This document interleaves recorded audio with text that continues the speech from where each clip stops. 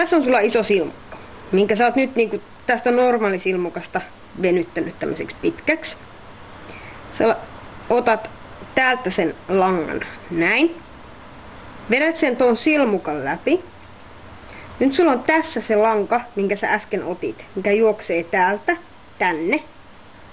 Sen jälkeen sä pidät peukalolla sen erillään niin hyvin kuin pystyt.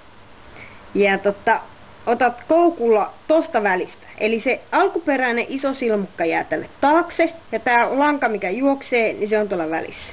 Sitten sä vedät koukulla sieltä näin, jolloin sulla on 2 silmukkaa siinä.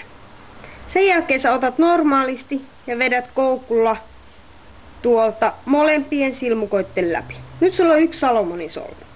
Toinen solmu, samalla tavalla venytetään silmukkaa. Sen jälkeen koukulla tuolta. Sitten taas toi lanka, minkä sä äsken vedit, niin sen takaa tai tuolta välistä, sen ison alkuperäisen silmukan ja tuon langan välistä. Koukulla näin. Nyt sulla on taas 2 silmukkaa ja sitten läpi. Nyt sulla on 2 Salomonin silmukkaa peräkkäin. Nyt jos sä haluat lähteä sitten tekemään isompaa, niin sun pitää tehdä vielä lisää. Eli 3. Ja sitten tulee 4. Näin. Sitten sä yhdistät tänne viimeiseen. Nyt täällä pitäisi tohon solmuun kanssa yhdistää, mutta se on vähän hankalaa, niin mä pistän sen aina tohon johonkin langan väliin. Näin. Nyt sulla on aloitus. Tästä sä lähdet tekemään kääntösilmukan, eli teet samanlaisen silmukan kuin äsken alun perinkin teit. Sen jälkeen sä teet vielä uuden. Näin. Ja koska jos sä haluat tätä leventää, niin sun pitää tehdä vielä 3. silmukka. Eli aina jokaisessa nurkassa tehdään 3 levennyssilmukkaa. Näin. Ja sitten sä jätät 1 väliin ja hyppäät siihen sen 3 lenkin kanssa. Näin. Nyt sä oot päässyt jo pikkasen pidemmälle. Sitten taas 3. 3, koska me ollaan alussa. Siis mä rupesin miettimään, että ihan oikein tein sen äskeisen alun. Eli 3.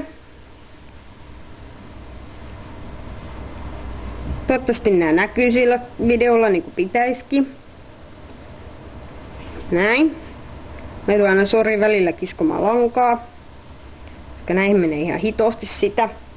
Ja nyt tässä sulla oli se alkuperäinen ympyrä, mihin sä liitit äsken 3. Nyt sä liität sinne taas 1. Jätät taas tuosta 1 solmun ja sitten siihen niin se kaveri. Näin. Nyt sulla on jo 3 alku. Tästä sä pääset jo. Itse asiassa mä teen, äsken vahingossa 4. Kun tässä ajatuksissani teen sulle tätä. 3 on. Eli 3 silmukkaa. Sitten alkaa näin. Sitten sä teet 1 kääntösilmukan. Äsken mä puhuin jo kääntösilmukasta, ei ollut tarkoitus. Teet 1 tavallisen salomonisolmun. Ja liität sen, nyt kun tää on sun kolmio alku. Tuolla on sun kolmio, näin. Tämä on kolmio. Sä liität sen tänne kolmion reunasilmukkaan. Eli tuonne. Josta sä lähdet tekemään näin. Siihen tulee tämmönen ihme sykerömykerö nyt, missä on 2 salomonisolmukkaa niin kuin päällekkäin. Sitten sä teet taas 3, jotta tää sun huidi levenee koko ajan.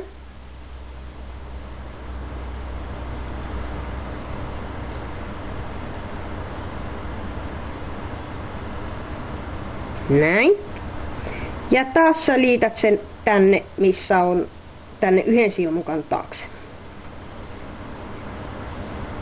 Eli siihen jää se 1 silmukka väliin, jolloin sulla on taas neliönmallinen tämmönen nelikulmanen tää silmukka. Ja ihan normaali silmukalla liitetään nämä yhteen.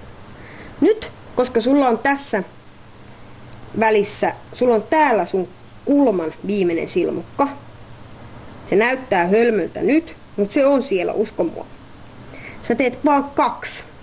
Eli normaalisti tähän väliin tehdään aina 2 salomonisilmukkaa väleihin, paitsi kulmiin silloin kun levennetään. Näin. Ja nyt sulla on tässä 2 4, niin sä haluat tehdä tästäkin 4, niin sä liität sen tonne seuraavan silmukan keskelle. Eli et laita sitä tähän mykeröön, vaan laitat sen sinne, missä ei vielä ole sitä mykeröä. Näin. Näin olemme saaneet jälleen 4 aikaiseksi. Ja taas sä teet 3 ja liität sen tänne, missä sulla on vain 1, koska sä haluat taas, että tää että siitä tulee samanlainen kuin täältä. Toivottavasti ymmärrät.